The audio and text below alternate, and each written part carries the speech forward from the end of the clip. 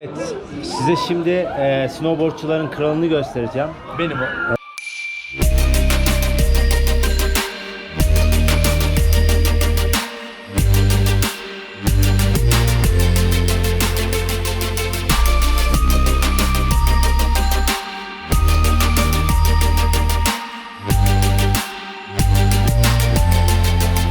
Yok.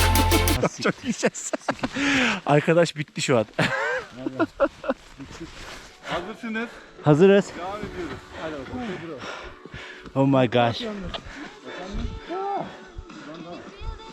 And bu arada arkadaşlar 2019-2020 senesinin ilk kayışını yapıyoruz.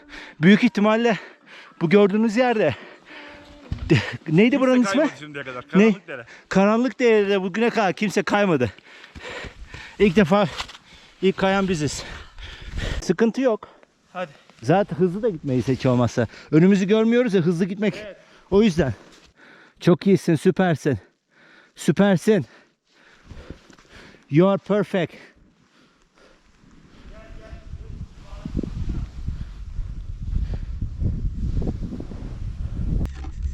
Buralarda falan hep kayıyorlar o zaman. Tabii. Bizim zaten biz burayı kullanmıyoruz. Biz direkt TDS'den iner inmez giriyoruz buraya kanala. He. Kanaldan girip buradan yine devam ediyoruz. Veyahut da şuradan baştan girip ormandan çıkıyoruz. Ama oralarda hızlı gittiğin zaman falan, hızlandığın zaman bazen taş var, Tabii ağaç işte var taş falan. olmuyor ama işte o güzelliği var. He. Hepsi kapanıyor ya bunların. Evet. Hiç öyle denk gelmiyorsun yani. He, anladım. Ne oluyor? Şu ağaçların bir tek şu sivri dalları var ya, kırık Evet. dalları. Onlar tehlikeli oluyor. Onlara da işte dikkat ediyorsun. Anladım dostum. Evet arkadaşlar, GoPro 8 cihaz arkadaşımız yeni aldı.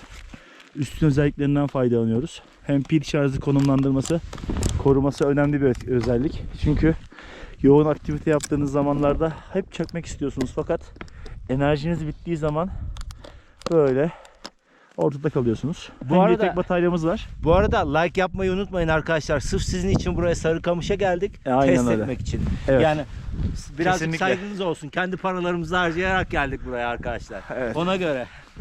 Like'layın. Hadi go birader.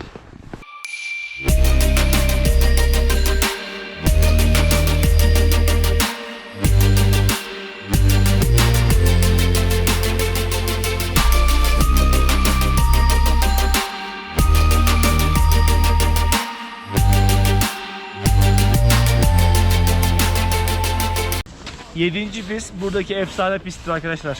Unutmayın. En iyisi bu. 7. pist. Yani soldan gideceksiniz. Bayraktepe'ye çıkınca soldan devam. Var ya Şuradan gireceğiz biraz sonra. aslında dün ben yürüdüm ya 45 dakika dağın tepesine. Yürümüş ya. Salaklık açılmadığı zaman salaklık düşünüyorum da ulan diyorum Lan niye ayı yürüdün çıksa abi? ne yapacaksın Hiç şey sen? yapamayacaksın. Bırak. Vallahi billahi. Ayı hiç Şey durmadan hikayesi var. 6 saat koşabiliyor. Hayır, Saatte 40 kilometre hızla hiç durmadan 6 saat koşuyor. Hikaye Ya biliyorsun. kaçamazsın da yani. Avcı ava çıkmış. Demişler ki ayıyı görürsen demiş yere yat. Ayıyı görmüş yere yatmış. Ayının arkasına geçmiş. İşini bitirmiş. Ertesi gün bir daha ava çıkmış. Ulan demiş ayıyı bir daha görünce yere yatmış. Ayı yine işini bitirmiş.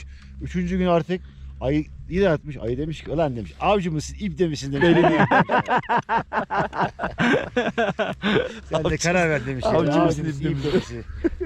Evet arkadaşlar, sadece kayış değil gördüğünüz gibi lift muhabbetlerimiz de devam ediyor burada. 10 numara.